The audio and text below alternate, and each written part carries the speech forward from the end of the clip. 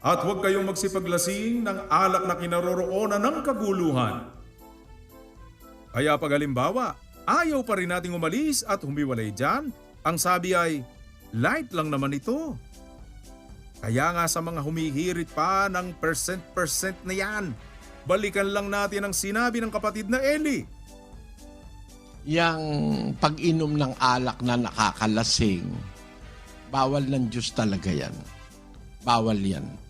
Yang alak na nakakalasing. Pero kung meron kang makikitang yung mga alak na yung non-alcoholic, alak na hindi nakakalasing. Parang yung NAB, yung non-alcoholic beer. Meron nun eh.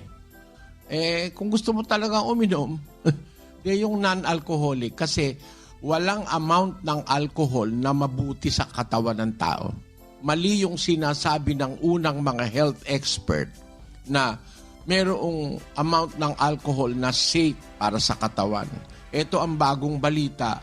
Pagkatapos na mag-survey at mag-aral, mag-research sa halos buong mundo, ito ang kanilang conclusion. Pakibasa mo, kapatid na Daniel.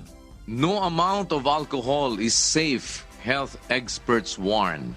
Alcohol consumption at all levels can have damaging health implications, according to a report in The Lancet. Yang Lancet, isang prestigious na organisasyon, nag-aaral ng kung ano-anong mga bagay sa buhay, lalo na sa kalusugan. Sila ang nagsabi, no amount of alcohol is safe. At doon sa bandang huli niyang guidelines na yan, sila rin ang nag-a-appeal na dapat baguhin na ang paniniwalang dati na pwedeng uminom ng paunti-unti.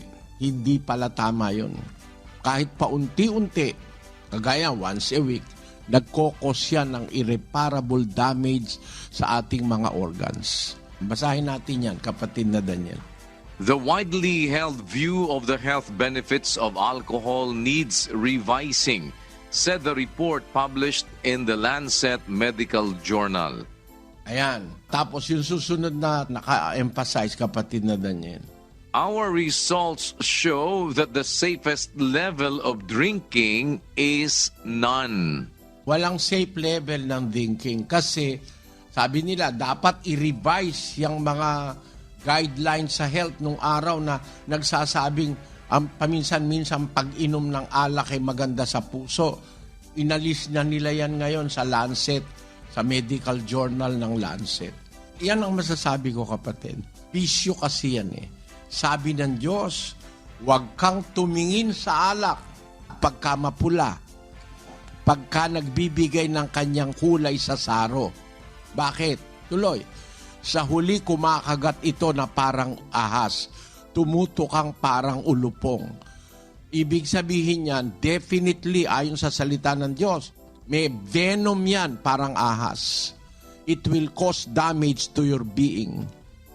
Kaya ang sabi dun sa kawikaan pa rin, ang alak ay manunuya.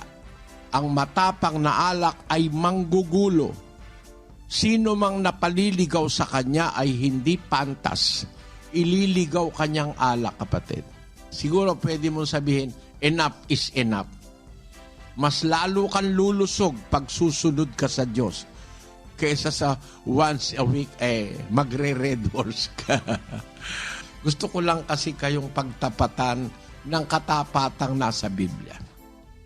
Wala nang pagtatalo. Maliwanag ang sinabi ni kapatid na Eli.